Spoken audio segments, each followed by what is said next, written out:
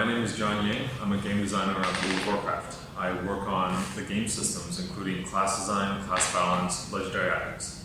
And I'm Johnny Cash. I'm also a game designer on World of Warcraft, and I work on the content side of things. So I work on the quests, spawning the world, and the stories.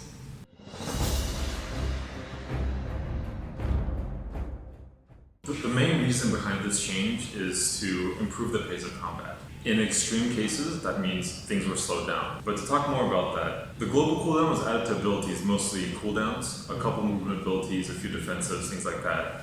Because we think it's important that when you push a button, use an ability, you use it meaningfully, and you intend to use it at that point.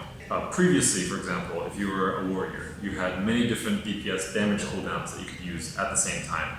So instead of pushing Battle Cry and then Avatar and then Bloodbath one after the other in a row, players would often do things like make a macro. You make a macro to push all three buttons at the same time. I had the same macro myself. It just said damage. I didn't really use any of the three buttons by itself intentionally. They kind of just got grouped together. In many cases, they just felt like one button. And there's not really much meaning to having three different spells and abilities if you just use them all at the same time.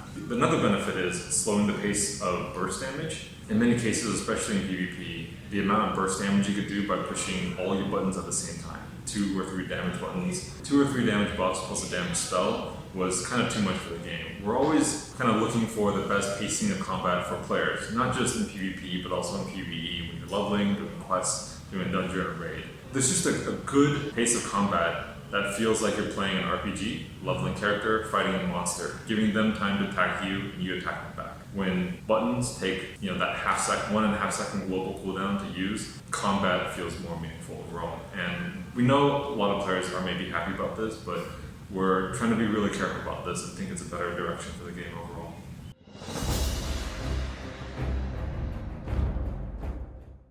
So one of the really interesting challenges as we continue to develop the game's story and continue to bring in all these interesting characters and work with them, right, is that as we're looking at a given story arc and we're trying to see what is the coolest possible version of this, we have to consider the number of characters involved and try to make it feel like a cohesive experience. And so for certain pieces, for a given story, that means having to make hard choices. And so that means that, in one circumstance we might focus on a Pandaren, and in another case we might kind of want more of a Draenei or a Night Elf thing going on. And so by no means is it that we've forgotten about the Pandaren or anything like that. I think the Pandaren are super awesome and they have a lot to offer to the World of Warcraft story. It's just a matter of trying to find, as the story is unfolding and as we're trying to tell it and share it with players, who is the right character in this moment to share that story with people. And so, in some of the early parts of Battle for Azeroth, we're a little bit more focused on what are the Forsaken and the, like say the Orcs or the Trolls up to, because you're going to Zandalar, or what are the Night Elves up to, because Tellersil's burning. And so we try to focus in on who is most relevant to this current story. But the Pandaren are a great race, and I really like the characters. G and Asa are super interesting characters, and we have some of the more neutral ones like Jen or Terranzu. They all have a place in Azeroth. It's just trying to find the right moment and the right story for them.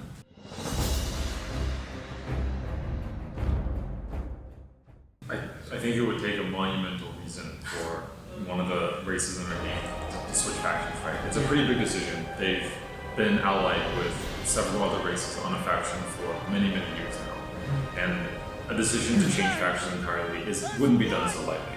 We're always looking for interesting things to add to the story, take the story wherever it goes, but it's nothing right now. He was ready to die in the glory of battle, not surrender. Saurfang would never give up and surrender. But yeah, like you said, people of the Horde, including Saurfang, in the cinematic, he wasn't very happy with some of the decisions being made by the leaders. That's something that happens. Your leaders may do things that you don't agree with, but there may be other people in your faction that you do agree with, that you can rally behind, and stories change, people change.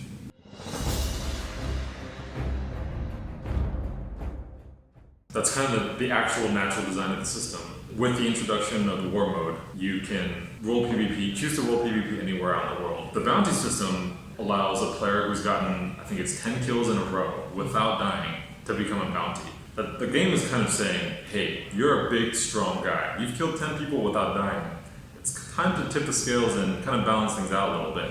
I think you're going to find that if you're a bounty target, because you've killed so many players in a row, you're going to have a very hard time surviving for very long. Yes. I've seen a lot of big groups of players go out and kill bounty targets, and that's just kind of how it works. On the other side, I've heard stories of a group of players, I think 2 players in a party, found a bounty target out on the map. They went over, and then from actually behind the trees came out like 30 people of that faction defending that bounty target. Wow. So the cool thing about all the world PvP features we're adding, like war mode and bounty system, is getting people out in the world to fight your enemies, the opposite faction, will give people a reason to just experience world PvP in the way maybe they never had before. This kind of organic experience of world PvP, hunting, defending, bounty target, it's just new things for you to try out.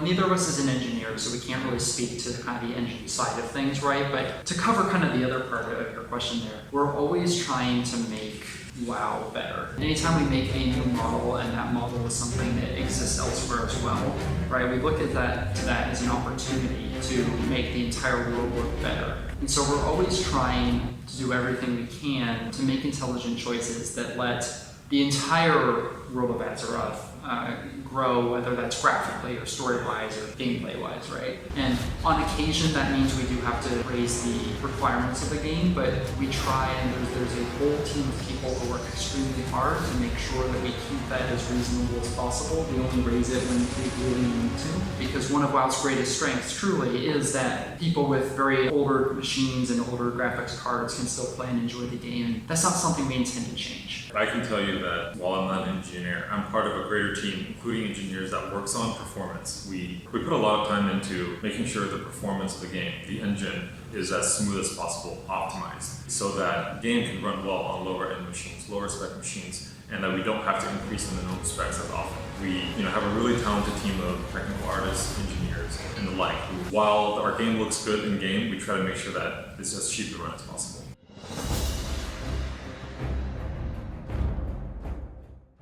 We're always looking at what is the best, most appropriate choice for what we're doing, right? And so the Kulturians and the Zandalari are an easy example of we're setting out at the start of Battle for Azeroth, and we want to recruit these 2 naval powers to our side because they'd be really useful as a war effort. And so as players are leveling in Kulturians and Zandalar, they're getting to know these 2 races and they're getting to prove themselves to them and prove their faction's worth to them, right? And that it just feels natural at that point as to eventually then, surely they will in fact be won over and join the side, and so therefore make a great allied race. And that's kind of epitomizes our approach with any race that we're trying to add to the game as a potential ally. And from there, trying to filter that down. Who would make a good candidate for an allied race? We're always looking first and foremost who feels relevant and who would be cool to play as. Because I think the Zandalari trolls is kind of more upright, golden version of a troll, right? It's kind of a cool, different approach, and we want to do as much of that as we can. But it's always case by case.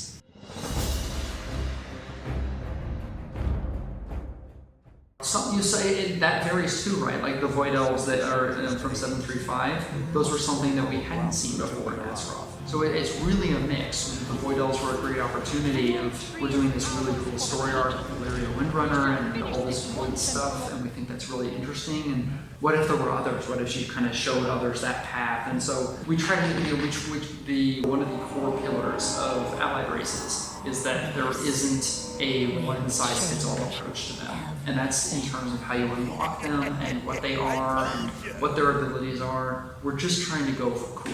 We try to do a mix of giving players what they're asking for and surprising players. If you played Legion at the beginning, when players first encountered the Nightborn, a lot of players said, these guys look really cool. Their armor's cool, the whole look is cool. I want to play as them. We knew that. We consciously think about things like that when planning for the future. We obviously didn't announce it or talk about it for very long because we have to work on it, talk about the details.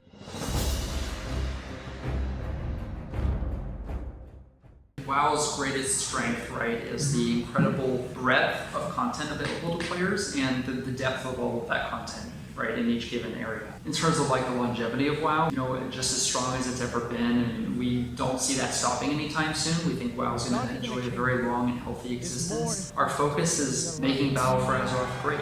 We think it's a great expansion. We're going to have great content that comes out along the way, along this journey that we're going to go on together. And that's what the whole team is focused on, is really just trying to make this the best expansion yet.